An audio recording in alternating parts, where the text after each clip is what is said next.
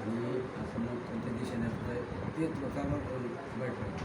आज सायंकाळी अंदाजे 6:30 वाजता पाचोरा शहरामध्ये पाचोरा बसस्टँडजवळ एका फायरिंगच्या घटना घडलेल्या आहे.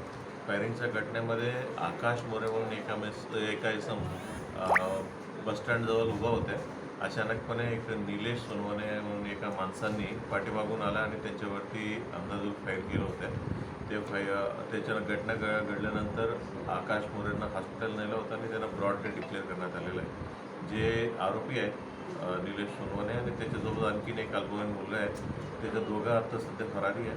आता आपल्या LCBच्या टीम आणि पोलीस स्टेशनच्या DBच्या टीम दोन्ही त्यांच्या शोधसाठी टीम इतर ठिकाणी गेलेलं आहे. लवकरात लवकर आरोपीला अटक करणार आहे. नेमका कोणत्या उद्देशानं ही फायरिंग केलेलं आहे आणि दोघांचा काय पार्श्वभूमी आहे या विषयावर आमचे तपास चालू आहे. एकदा सविस्तर माहिती इन्व्हेस्टिगेशन माहिती पडल्यावर आपल्याला कल्पना देऊ. तपास कोणाकडे दिले सर? सध्या तपास कोणाकडे दिला? सध्या तपास API निकुंभ म्हणून आहेत, त्यांच्याकडनं तपास देण्यात आलेला आहे. साहेब, पाचोरा बस स्थानकावर पोलीस चौकी आहे आणि पोलीस चौकीपासून मोजून 100 फुटावरती हा गोळीबार झालेला आहे. तर ऑन ड्युटी तुमचे एकही पोलीस त्या ठिकाणी हजर नव्हतं अशी माहिती प्राप्त आहे सर. यावर त्याच्यावर माहिती घेतो.